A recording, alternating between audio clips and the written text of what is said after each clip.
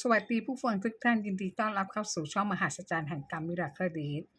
การที่คนเราดื้อรั้นหัวชนฝาเป็นนิสัยที่ติดตัวมาข้ามภพข้ามชาติเป็นวิบากกรรมที่ทำมานานแล้วไม่ใช่เพิ่งมาเกิดในชาตินี้พฤติกรรมของคนดื้อรั้นหนึ่งมีความอยากเป็นที่ตั้งใครพูดใครเตือนอะไรก็ไม่ฟังเช่นบางคนอยากรวย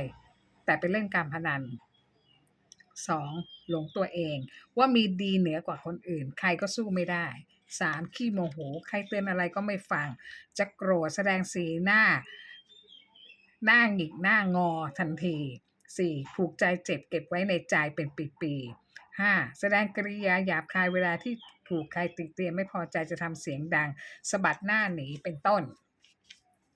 6. ต่อปากต่อคำเถียงคำไม่ตกฟากเพื่อความสะใจของตนเอง 7. โต้แย้งทันทีเวลาที่ใครมาเตือนถึงข้อบกพร่องของตัวเองมีข้อแก้ตัวต่างๆนานา 8. ผู้จาประชดประชันเวลาที่ใครมาตักเตือนจะตอบกลับทันทีว่าดีแต่จะจับผิดชาวบ้านหรือก็ทำเองเสไม่ต้องมาบอกให้คนอื่นเขาทำอยากทำอะไรก็ทำไป 9. พูดจายอกย้อนเวลาที่ถูกตักเตือนจะตอบกลับว่าฉันรู้ดีนะฉันเอาตัวเองรอดได้ไปสอนคนอื่นสอนคนของตัวเองเถอะไม่ต้องมาสอนฉัน 10. เวลาถูกเตือนจะเปลี่ยนเรื่องพูดเลย 11. มองโลกในแง่ร้าย 12. มีมิจฉาทิฐิไปจากความเป็นจริงข้อนี้อันตรายและน่ากลัวมาก 13. ตั้งใจรบกวนคนอื่นบ่อยๆ 14. โยนความผิดให้คนอื่น 15. ชอบหลอกลวงคนอื่นเพื่อผลประโยชน์ของตนเอง 16. รู้ทุกเรื่องมั่นใจ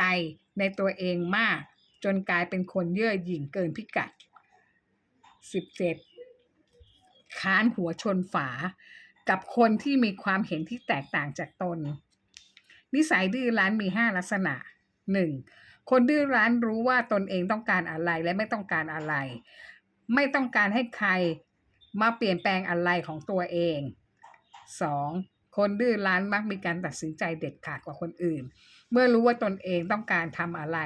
ก็จะทำตามที่ตัวเองได้ตัดสินใจอย่างเด็ดขาดไปแล้วกว่าคนอื่นที่มักจะลังเลไปกับสิ่งรอบข้างเป็นคนที่มีความหนักแน่นในความคิดของตนเอง 3.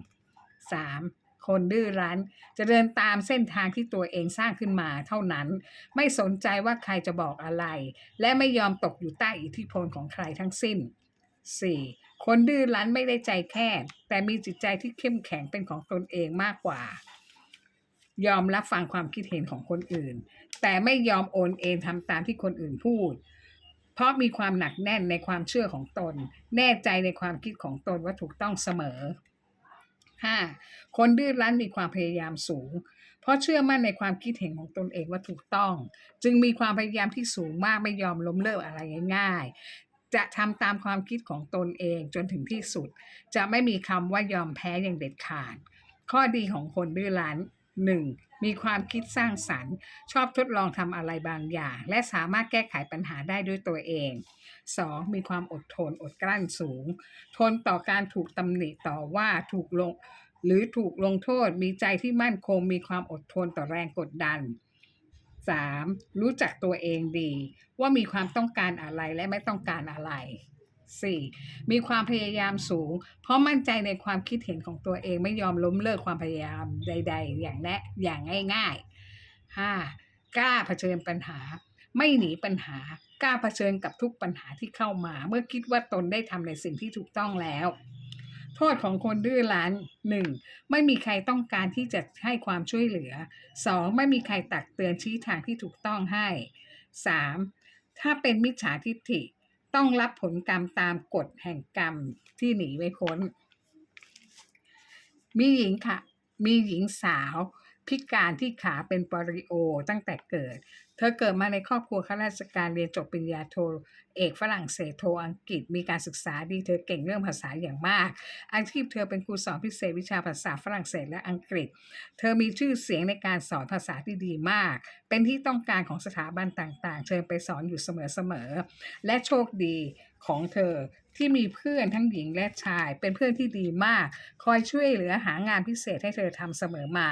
เธออาศัยอยู่กับพ่อแม่ที่เป็นข้าราชการบำนาญมีบ้านอยู่ในพื้นที่รวมกันกับพี่น้องของพ่อที่ได้รับมรดกที่ปู่ย่าแบ่งให้5 คนพี่น้องทุกคนมีโฉนดเป็นของตนเองแต่ปลูกอยู่ในที่ดินแปลงเดียวกัน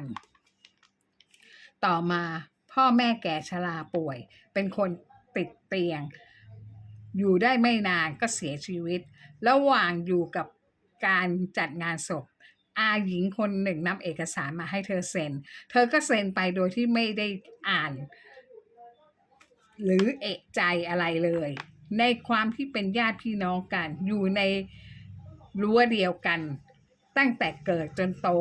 พอเสร็จงานศพอาหญิงก็มาบอกว่าให้เธอและพ่อของเธอย้ายออกไปจากบ้านหลังนี้เธอตกใจมากทำไมเธอต้องย้ายในเมื่อเธออยู่มาตั้งแต่เกิดอาหญิงบอกก็เธอเป็นเจ้าของบ้านหลังนี้แล้วที่เธอเซ็นยกให้อาฟรีๆเธอเสียใจมากทำไมอาทำกับพ่อและหลานของอาแท้ๆแบบนี้อาอาบอกว่าเธอมันอยากโง่เองยอมเซ็นเอกสารโดยไม่อ่านพิการแล้วยังโง่อีกเธอทั้งเจ็บใจและเสียใจเธอไม่ยอมย้ายออกไปไม่ยอมขนถ้าไม่ยอมออกไปอาหญิงบอกจะขนของไปทิ้งอยู่ที่กลางถนนเนื่องจากเธอเป็นพี่สาวคนโตที่ยังไม่มีครอบครัวเธอมีน้องชาย2 คนคนหนึ่งแต่งงานมีครอบครัวแยกออกไปอยู่ต่างหากส่วนอีกคนมีครอบครัวแต่หย่าร้างมีลูกชายออทิสติก1 คนขอมาอยู่กับบ้านพ่อแต่ตอนนี้ถูกขับไล่ออกจากบ้านของตัวเองแท้ๆแล้วเธอและพ่อที่ป่วยติดเตียงน้องชายที่มีอาชีพปล่อยพระให้เช่าทางออนไลน์และหลานชายออทิสติกไปเช่าอยู่บ้านหลังหนึ่งที่ไกลๆคนละเขตกับบ้านที่เธอเคยอยู่นี่คือความผิดพลาดครั้งที่1ที่เธอทำให้ตัวเองเดือดร้อนพ่อน้องและหลานต้องเล่ร่อนออกจากบ้านของตัวเองทำให้ชีวิตทุกคนต้องเปลี่ยนไปต่อมาอยู่บ้านเช่าหลังใหม่ได้ไม่นานมีแมวหลงมาอยู่ในบ้านและออกลูกออกหลานมาทั้งหมด24 ตัวจนชาวบ้านด่าเธอปล่อยให้แมวไปอาละวาดที่บ้านคนอื่นๆและบ้านของเธอก็มีแต่กลิ่นเหม็นคาวเหม็นมากกลิ่นเหม็นสาบขี้เยี่ยวหมาแมวที่เธอยังอยู่ได้เพราะมีเงินบำนาญของพ่อไม่นานนักพ่อเธอก็เสียชีวิตไปด้วยโรคชราเรื่องราวทั้งหมดเริ่มเกิดขึ้นตอนนี้เป็นความผิดพลาดครั้งยิ่งใหญ่ของเธอที่ตัดสินใจผิดหลานชายออทิสติกเป็นคนมีฝีมือมากทางศิลปะวาดเขียนที่เก่งมากสวยติดสอบติดมหาวิทยาลัยที่เชียงใหม่น้องชายและหลานออทิสติกต้องย้ายไปอยู่ที่เชียงใหม่เพื่อไปเรียนหนังสือที่นั่นเพราะได้ทุนการเรียนฟรีจะเสียก็แค่ค่าใช้จ่ายส่วนตัวและอุปกรณ์การเรียนเท่านั้นน้องชายเธอปล่อยพระเช่าและขายของที่มีอยู่รวมเงินได้ 20,000 บาทแต่ไม่พอจึงชวนให้พี่สาวที่ขาพิการให้ไปอยู่ด้วยกันช่วยกันค้าขายที่เชียงใหม่แต่ลืมไปว่าชีวิตต่างจังหวัดไม่ได้อยู่ง่ายเหมือนอยู่ในกรุงเทพที่มีงานให้สามารถทำหาเงินได้ง่ายๆและน้องก็ไม่เคยใช้ชีวิตต่างจังหวัดยังไม่รู้ว่าวิถีของคนต่างจังหวัดนั้นประหยัดมากโดยเฉพาะเรื่องอาหารการกินคนต่างจังหวัดจะปลูกพืชผักสวนครัวเลี้ยงไก่เลี้ยงปลาแทบจะต้องใช้เงินเลยเธอต้องว่าเธอตั้งใจว่าจะไปขายอาหารซึ่งเป็นการคิดผิดอย่างมากก่อนเดินทางไปเชียงใหม่เธอนำแมวไปให้คนที่รักแมวเหมือนกัน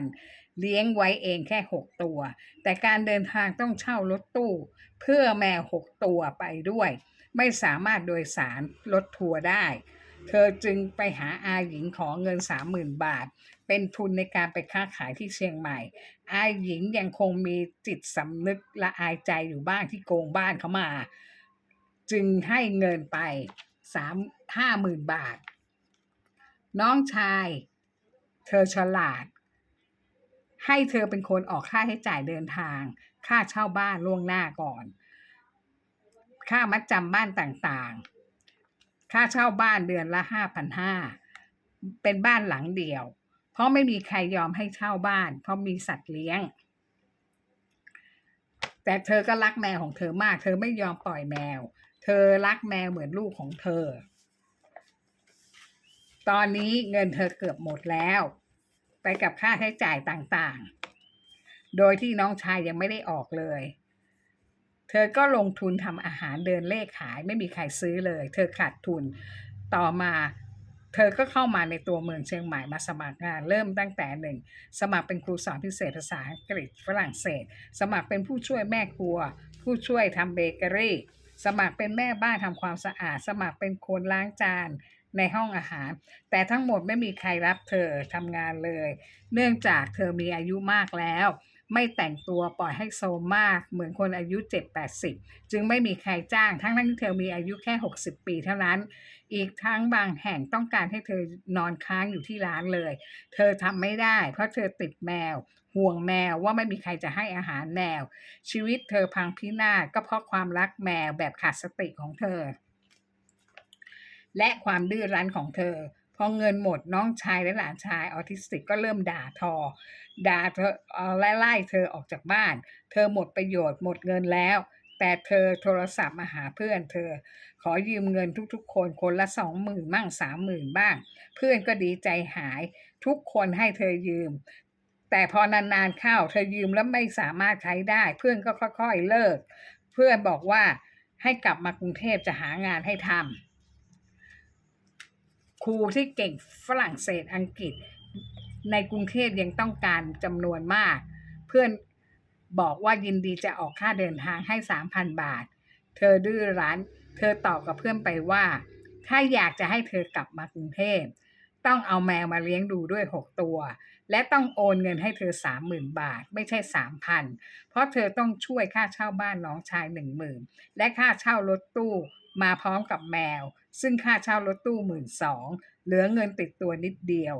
พอเพื่อนฟังบอกว่าอย่างนั้นก็ตามใจเธอละกันถ้าเธอรักแมวมากกว่ารักชีวิตและศักดิ์ศรีของตัวเองเพื่อนทุกคนยินดีจะให้เธอมาอยู่บ้านด้วยแต่ต้องไม่มีแมวเธอจึงปฏิเสธเพื่อนไปไม่มีเพื่อนคนไหนยอมรับโทรศัพท์เธออีกต่อไปเลยเพราะทุกคนยินดีช่วยและให้ข้อเสนอที่ดีกับเธอแต่เธอปฏิเสธทุกคนเนื่องจาก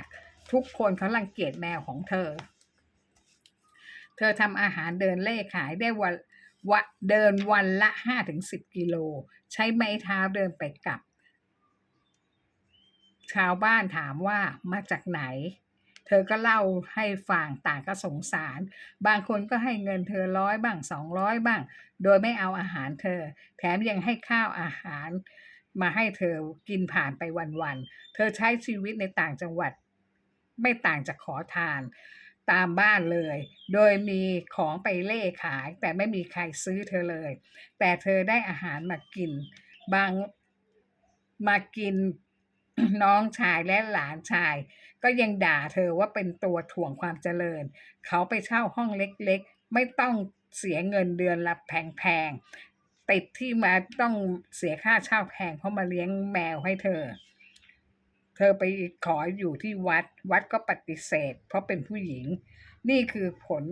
ของการมีทิฐิและดื้อรั้นของหญิงคนนี้ทำให้ชีวิตเธอเองตกต่ำและการตัดสินใจที่ผิดพลาดทั้ง2 ครั้งทำให้ชีวิตเธอเปลี่ยนไปสวัสดีค่ะ